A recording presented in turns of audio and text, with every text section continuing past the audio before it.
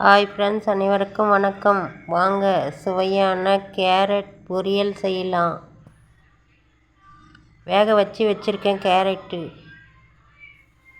கடாய் வச்சு 2 ஸ்பூன் ஒரு 3 ஸ்பூன் எண்ணெய் இருக்கும் ஊற்றிருக்கேன். கடுகு இதெல்லாம் போட்டுட்டோம்.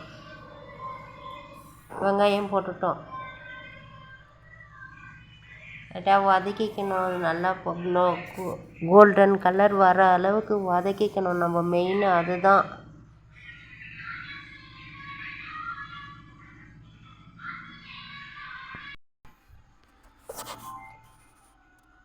பச்சை மிளகா ஒரு 4 பச்சை மிளகா போட்டிருக்கேன்.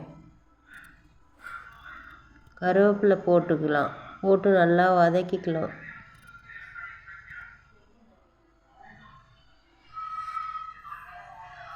அது வேக வச்சு எடுத்தது.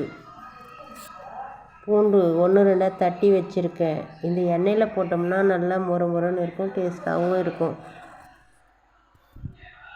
இப்போது 1 ஸ்பூன் மிளகாத்தூள், 1 ஸ்பூன் தனியாத்தூள், 1/2 ஸ்பூன் மஞ்சத்தூள் போட்டிருக்கேன். போட்டு நல்லா கலந்து விடலாம்.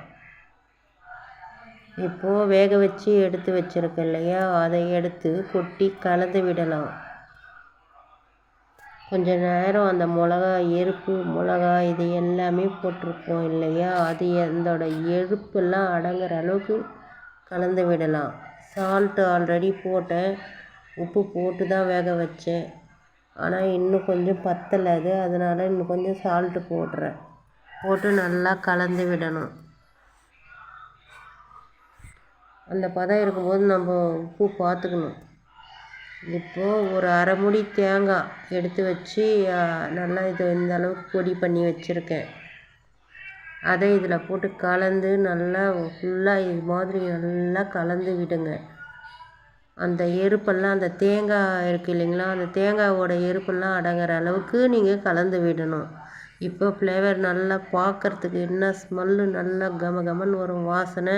குழந்தைங்க பெரியவங்க எல்லோரும் நான் செஞ்சு எடுத்து வச்சேன். உடனே காலி ஆகிடுச்சு ஃப்ரெண்ட்ஸ். நீங்களும் இது போல் செய்யுங்க. அவ்வளோதான் ஃப்ரெண்ட்ஸ், சிம்பிளான கேரட் பொரியல். வீடியோ பிடிச்சா லைக் பண்ணுங்கள், ஷேர் பண்ணுங்கள். ஃப்ரெண்ட்ஸ் அண்ட் ஃபேமிலிக்கு என்னோடய வீடியோவை ஷேர் பண்ணுங்கள். இவ்வளோதான், கேரட் பொரியல் ரெடி. வாங்க சாப்பிடலாம்.